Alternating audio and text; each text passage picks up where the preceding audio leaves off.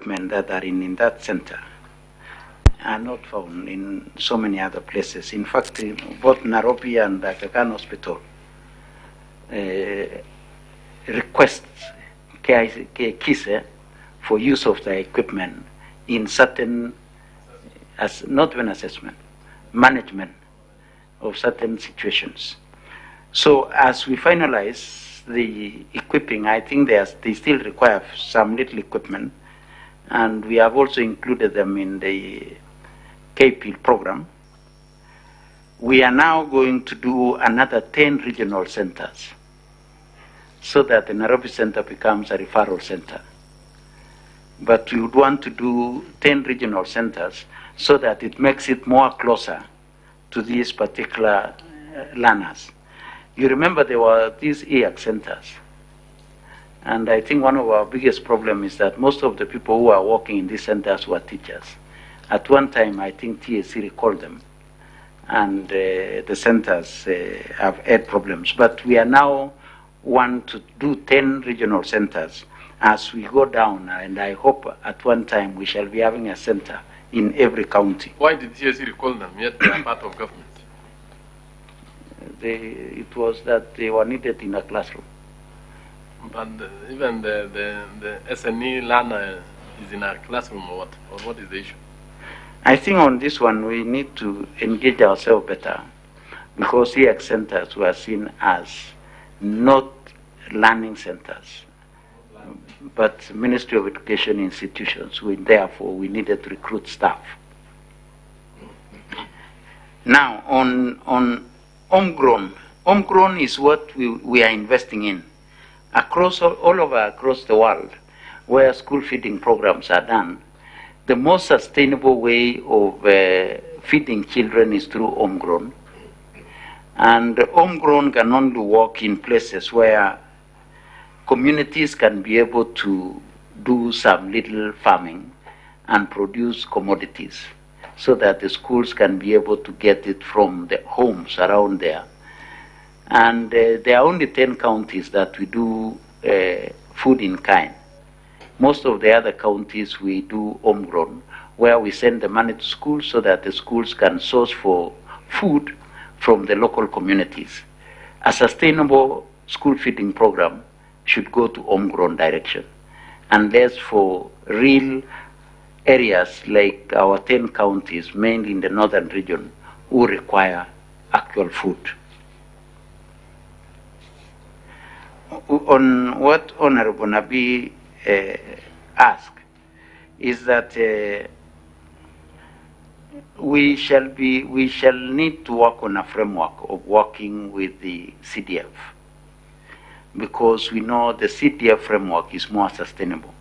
It has been tested over a longer time, and therefore this is one area where going forward, starting next financial year, we would want to work with the MPs. I think the details on how we shall work with the MPs is an engagement that we shall have with the CDF board, with the MPs, so that we can get a proper framework of working together. We are in discussion with World Bank for another almost 9 billion shillings. If that goes through, then we shall see now with 13 billion shillings, if the MPs can give us 2 shillings for every of our 1 shilling, then we are looking at almost 40 billion shillings, and we should be able to sort out our main, most of the things that we need to do for our schools. On vehicles, Chair, I would want to confirm that we've concluded the process of procuring the vehicles. The thing that we are working on now is delivery of the actual vehicles. So that is on, and I think we shall be on course to make sure that we optimize on the resources before the end of the financial year. But otherwise, we have concluded the procurement process. It is now purely delivery of the vehicles, which is now ongoing. On curriculum supervision, I think the biggest thing that we need to do now as a country is to ensure that we are able to give support to our teachers. And the support should be school-based. And that we need more officers to debrief and to work with teachers on ensuring that they are delivering curriculum. We all cannot deny that between 2002, with the free primary education, that the quality of our primary education slightly went down. But I think with the increased investment in quality assurance, we would want to take it back. The other thing I would want to tell members is on this quality assurance process, we are also delivering on technology. I can now be able to know real time when an officer goes to a school and log into our system. With my dashboard in my office, I'll be knowing that on lesson 8 to 9, there is somebody in Nairobi Primary School doing a lesson observation. And on that, PS, I think maybe before I give you, I think you know the importance of quality assurance and standards for the success of any curriculum. Yes. And I think that is a department you really need to invest in. If CBC is to be successful, if any program you have is to be successful, either primary, secondary, or even at whatever level. But when we look at the financial data here you've given to school, what do you call it? It's the money you have put into school. I'll just get the figures straight away. What you have put into quality assurance, you really need to put more money. Because noting that now you are hiring officers, we have the officers, you know these schools are so many. What is the ratio of your officers to the number of schools and the teachers in the field there? Because that is actually going to guide you. Because the moment you will pump billions of shillings to the ground, it should have the same number of officers to make sure that the money, there is value for money, and the utilization is being done well. So you really need to look into that going forward. Yes? Yes, on the same note. Two supplementary questions to the same, but thank you, Chair. PS, I mobilized funds recently from donors, Equity Bank and KCB, to just do something. I want to shock you. Out of 76 mathematics teachers, an expert who was working with them gave them a quiz. That quiz is a basic Form 1 quiz. 11 got 0 out of 10. The average mark was 4.5. We were running a program with the top students in the constituency, 10% of every school, 497. The report I've read from one of the chief examiners of chemistry says the students are not taught. They didn't know the, and they're in Form 4, they didn't know the basic concepts of chemistry. I went to a primary school called Panpepa Primary. I arrived in that school at 11. The school, the head teacher was not there.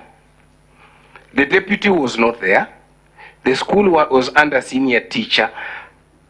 By 3 p.m., each class had no teacher. PS, put money in quality. Let's stop lying to our children. It's bad out there. That's true, and I think and then PS, you will come up and give us the standard requirement. What is the ratio of the officers vis-a-vis the population? Yes. Thank you, Chair. On the issue that you raised of funds. Follow-up. Yes, it's a follow-up. On the issue you were talking of funds about. and audit. Yes. And the amount of money pumped into it. Chair, I want to ask the PS, have you ever considered moving this function of audit to the National Audit Office so that we can create a directorate of schools audit under the National Audit and the Auditor General with their staff so that it is independent from you, and of course the separation of duties will be effectively Yes, PS. Let finish that. Yeah. On the same issue of quality assurance? Yes, yes. I just want to say that the first quality assurance officer in school is the head.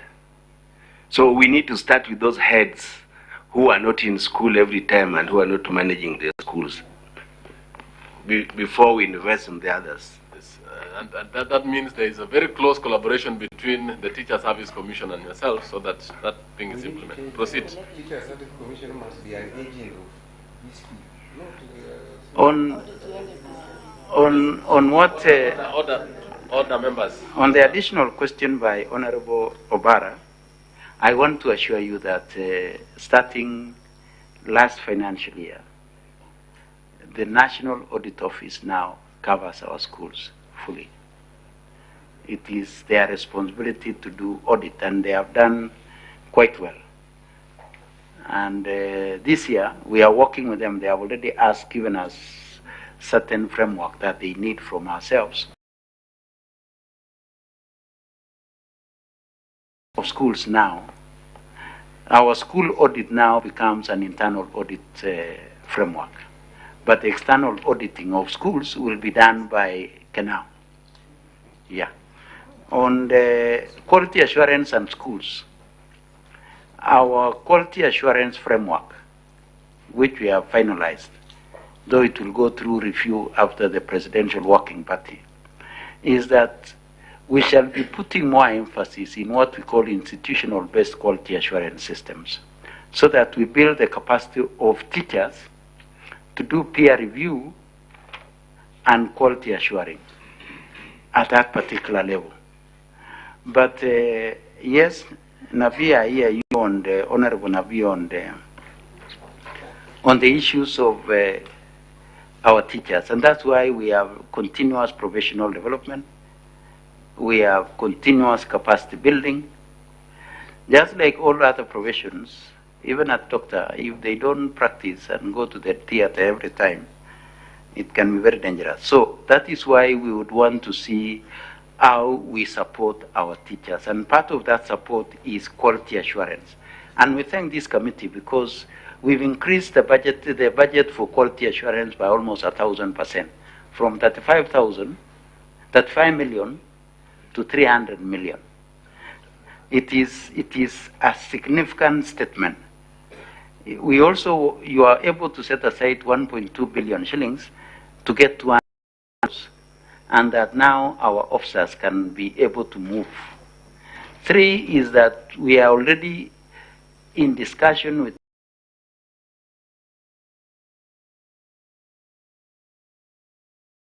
will be agents of the ministry in terms of working and supporting in the quality assuring, so that we can increase the army, because they already have 1,200 officers under the curriculum support officers. Building up with our almost 500 quality assurance, another almost 500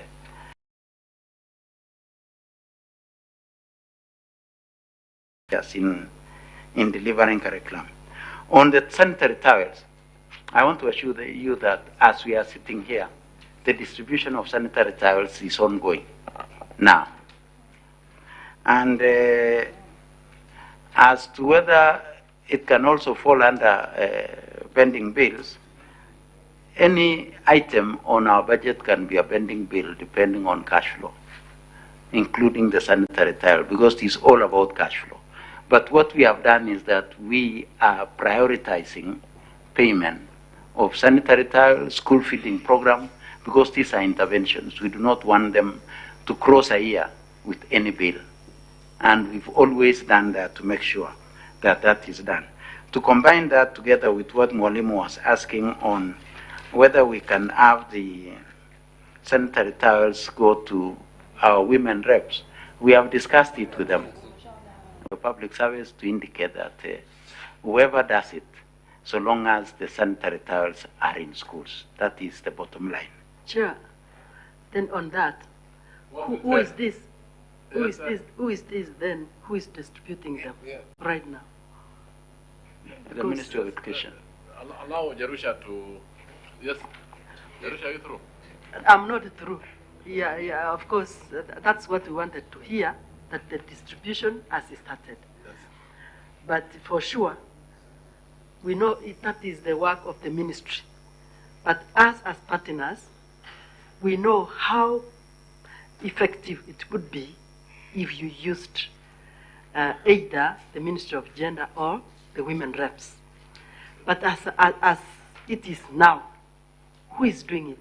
Is it the ministry on the ground, or they have started from the headquarters here? Thank you. Maybe PS, you can respond to that. Okay. So thank you very much. As for the distribution, we agreed with our colleagues at the Ministry of Gender that we shall join together. But at the end, before end of business tomorrow, I can avail a schedule of distribution to every women representative in the 47 counties, so that they will be aware where the sanitary towels are going to. So I can give a schedule by end of business tomorrow to all our women representatives, so that we can be able, you can support us in monitoring and making sure that the sanitary towels have reached our girls. On construction of sub-county offices, that one we shall provide the schedule. I may not be having the schedule now, but we shall provide the schedule. On the new classrooms, is that I will check if at the cost, the integrated resource center, the equivalent of a lab that we are going to build in junior secondary schools. It will be between 1.8 million and 2 million shillings. But the classrooms is at a cost that you'll be doing your CDF projects, because we are going to work together on this one. And I would want to pray that CDF will be doing it at a lower cost than our schools would do. Yeah, I'm saying I would want to pray that that's what happens. Now, on the additional PE, we are going to recruit some more quality assurance. In fact, the additional money is 444 million shillings. That's the exact amount that we have been given, 444. And we shall invest more of these resources in recruiting more quality assurance officers, because that is where we need. Mwalimu, the last time we bought books for secondary schools was in 2019-2020 financial year. Thereafter, we said we have enough books in our schools. We've not, again, gone into a new books in our secondary schools, because we think, for now, other than the new schools, in fact, we are having discussions with the Kenya Secondary School Aids Association now, asking them what is your way forward. But I can tell you, if there is one thing that supported our schools, is that there are schools with an enrollment of 100 kids. If we leave those schools to buy for themselves books, given the resources that they get, they will not do a one-to-one in 5 years. So they still need for us to see how we pool resources and support the schools across board as we move forward. But PS, can you allow the schools with the excess books to give those without books? Because they can give, but they fear. There are many schools with excess books. I can tell you, Mwashimua, I know you were with us not so long ago. We did a circular. We send our field officers to request these schools. They will tell you we have excess, but they will not discharge even one book. Saying yes, but when you tell them to act and discharge books, but I can tell you over time, because of the 100% transition, in 2018,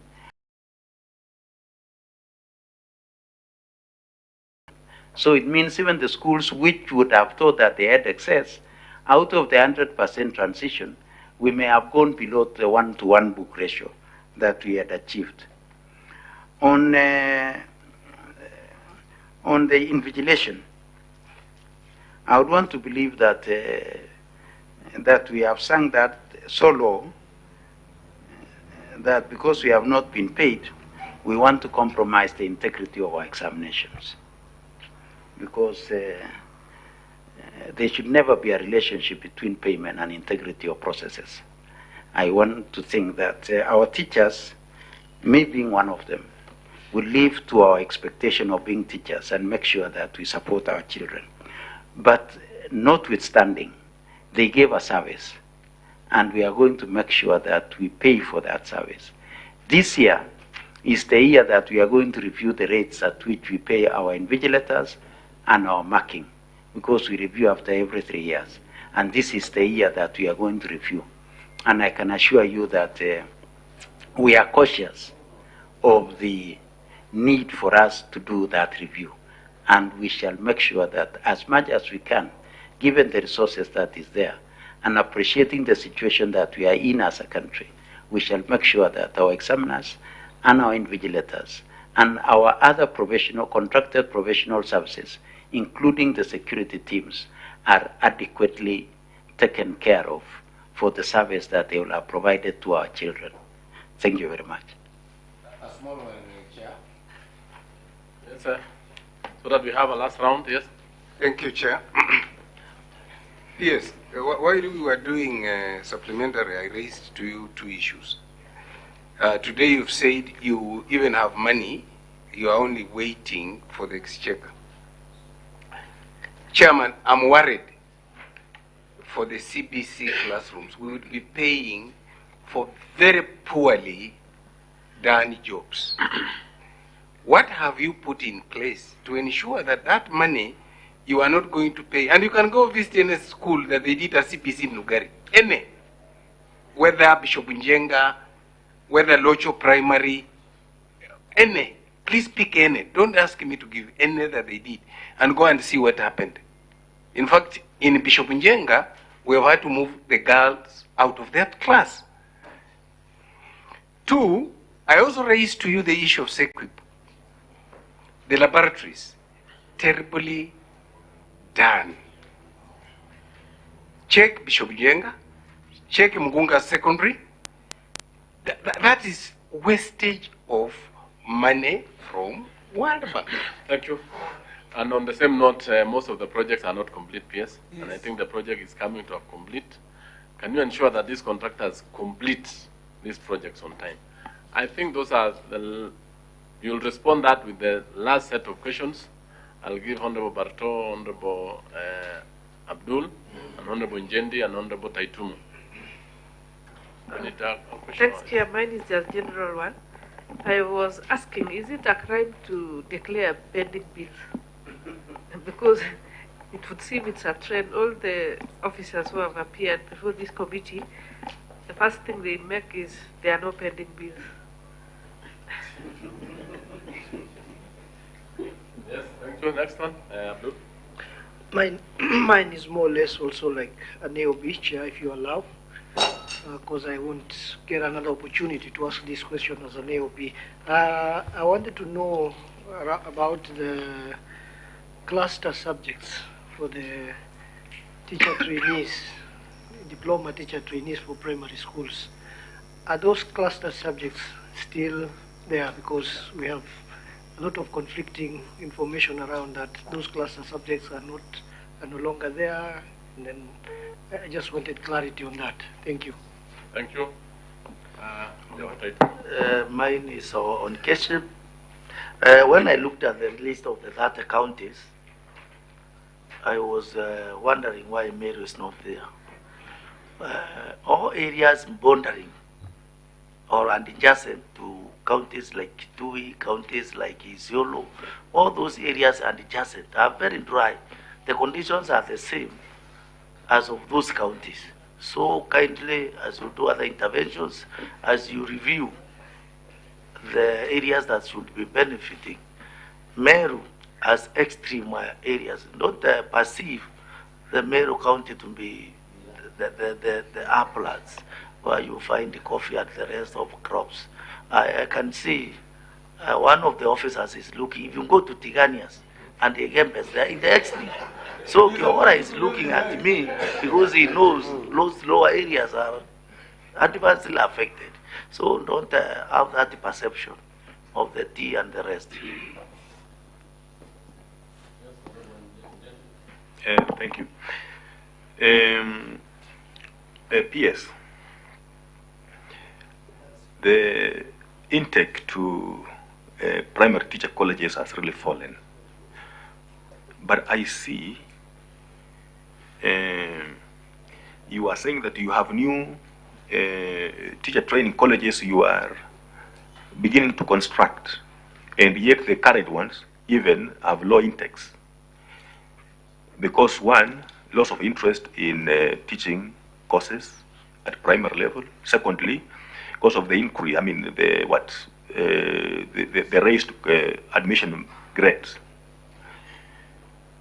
So just confirm that you are doing these new colleges for what? What's the idea? You know, sometimes you have learned that when you want, for you to make money, get into construction. Could it be the case? Secondly, still on the same construction, the infamous Makoha classrooms, very many of them, low quality as Nabi is saying. You are also talking of same classrooms, laboratories, etc., etc. Have you done an audit? In this case, I would ask you, before even we embark on this program of more classrooms, more laboratories, you do an audit. Because I recall one time also MPs got into construction of laboratories when we had the issue of computer labs, when we had the issue of tablets then, and they're just there, those structures. So it's like you want to get into them, and yet we have some of them already existing on the ground. Then finally, though we still have a report from the working committee, working party on education, do you think we are ready to have exams at grade 3? That we have exams at grade 3, then grade 6? Are we ready? Because I can see there's a budget for that. Then finally, Chair, this could be very personal. I have over 180 schools in my constituency. We've never had, because now I'm seeing vehicles have been bought, we've never had a vehicle for the sub-county office from 2007.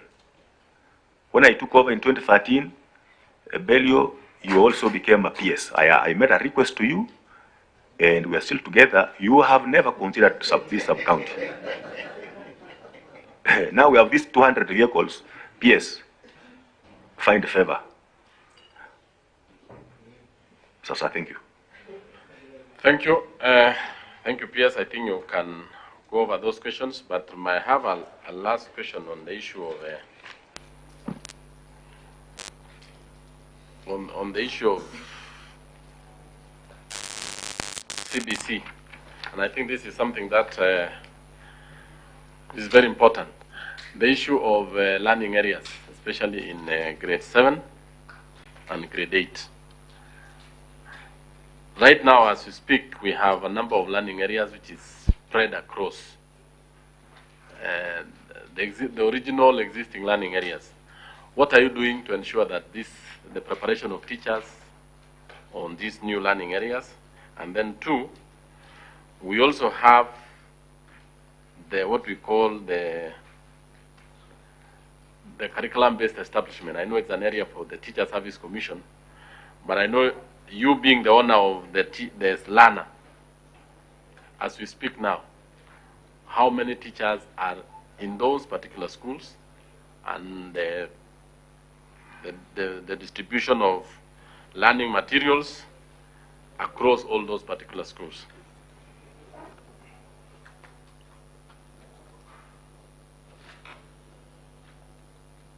Maybe you can respond to those.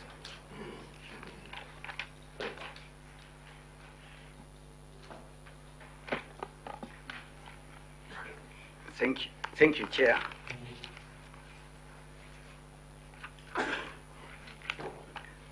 On the quality of classrooms, mainly the CBC classrooms, yes, we have received quite a number of complaints from a number of schools. The only thing, Chair, which I want to say, I'm not trying to run away from any responsibility, is that we take up classrooms in schools upon receipt of a certificate of completion and occupation by a competent, qualified professional. Just like we give out our certificates with Kenya National Examination Council, some qualified professional give us a certificate certifying that, yes, I've gone to that classroom, I've checked, it meets the standards, and this is the certificate, and your children can move in. So I think we need to start interrogating ourselves and our systems and be sure that what needs to be done is done. But I know our architects, our engineers, and public works give us certificate of occupation and completion. I think as a teacher, I would have a challenge to challenge a professional who has done and approved what they think they know better. On bending bills, we cannot run away from bending bills because it is, you'll still take it up as a responsibility, because at the end of this financial year, we shall do an audit and we shall write to National Treasury saying that you did not give us this exchequer and therefore we were not able to pay, and this is the pending bill. When an accounting officer says there are no pending bills, they say it out of confirmation. And this one I'm saying out of confirmation, not because I fear to say they are pending bills. On cluster of subjects for our teachers training colleges, our presidential working party is at the tail end, and this was one of their terms of reference. I'm aware that they have interrogated this quite well. It's not my space to say what they have decided, but I know by the 9th of June, when their term ends, they will guide the country on how we deal with these cluster subjects and all issues that are needed to be done. On the question of Meru and the other places, there are some places which are even more difficult than Meru, but their learning outcomes and so many other factors that we looked at. There are some places in Kitui who are not getting it because their learning outcomes are good, they are doing quite well, and the environment may not be disadvantaging the learner, and therefore we never needed to bring up that environment so that the learner would not be disadvantaged. So it may not be about the resources and so many other things, but factors that may contribute to compromise learning outcomes. On the, that line called new TTCs, they are not new as that we are starting them. These are TTCs which were new to the extent that they were not like Mosorio, they were not like Meru Teachers College, they were just starting around that time. These were Ukenya, there were one in Kisii. So we're still trying to bring them to the extent of the ones which were there. There is one in Bunyore. They are not as, it is not that we are starting real new ones from the ground.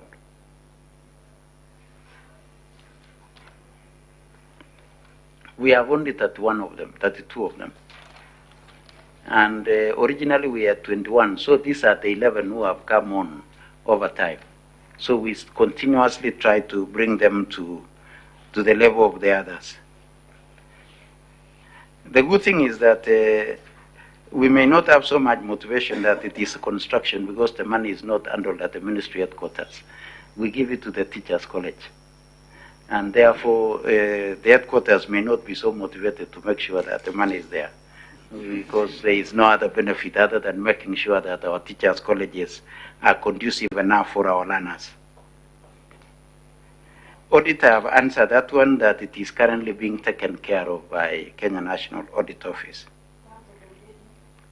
With the, No, the audit office is taking it up as their constitutional requirement. Just like they would audit the Ministry of Education, they also audit schools as part of their constitutional mandate. Yeah. On the audit on the requirements of our schools, we did one around COVID time, and we are now commissioning another one to make sure that when we start investment, at least we know almost all our junior secondary schools, they do not have the integrated resource centers or the labs. So we shall almost invest in each one of them. But we are going to invest in them in different ways. You go to some schools and they have more than classrooms they require. We shall remodel some of the classrooms into labs. So the investment might not be as much as a place where you are starting from the ground. So that assessment is ongoing. And I want to assure members that it will not be blanket. We shall be doing targeted way of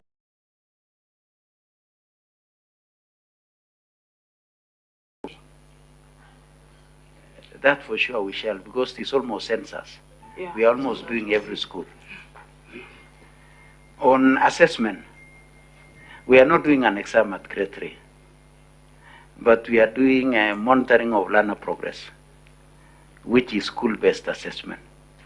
And I might not be so competent on this one. Maybe if you allow me, Chair, I can just finish and then I'll ask the CEO Examination Council to say that the assessment we do in grade 3, assessment we do in grade 6, those are purely monitoring learner progress, just like we do with NASIMLA or their other assessments.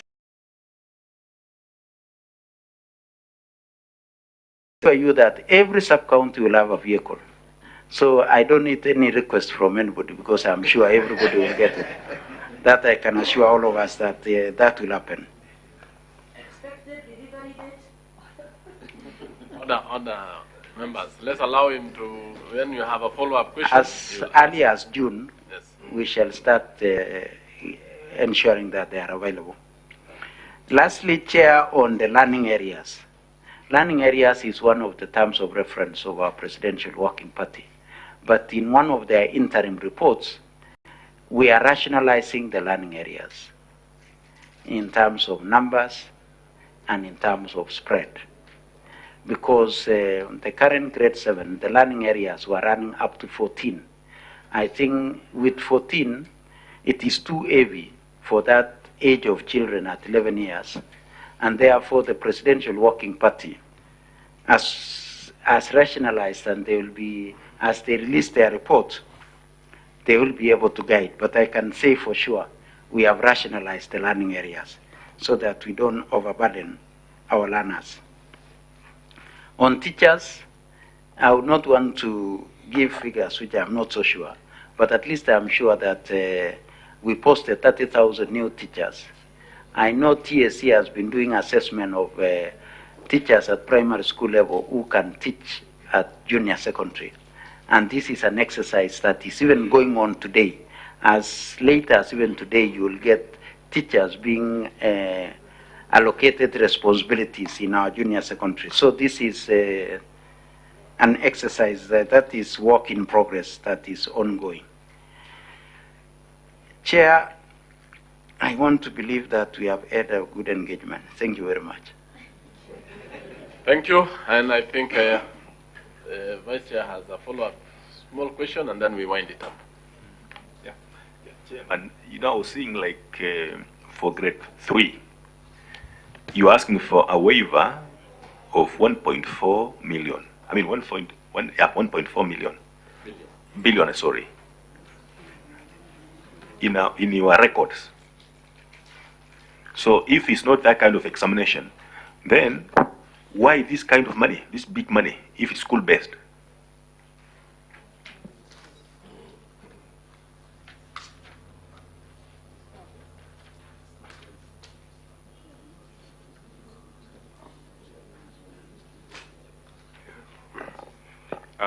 Thank you very much, Chair. if I may speak to why we need the assessment at grade 3 and grade 6. As part of the reforms that we are doing in basic education, we have said that we need to balance formative and summative assessments. Why we end up with a challenge that we have with examinations is that we have one exam at the end of a cycle.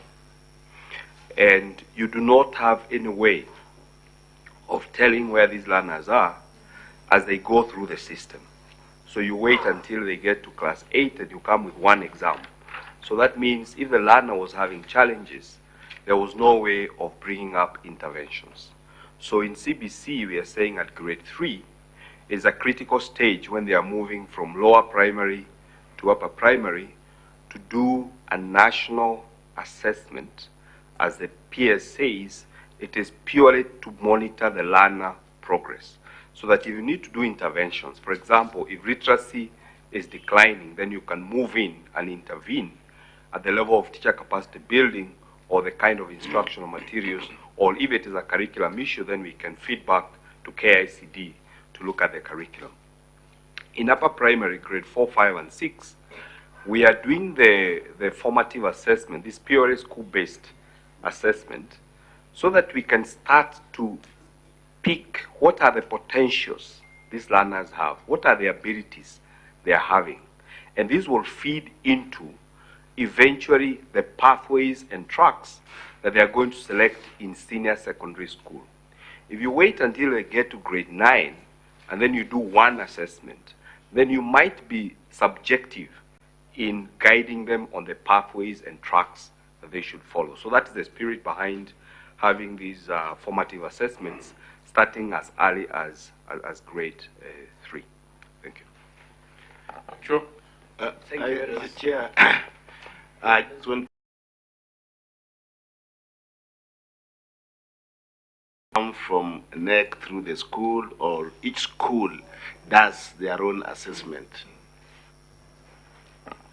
The school-based assessments are given a certain level of standard by the examination council, but still giving the teacher that level of freedom to be able to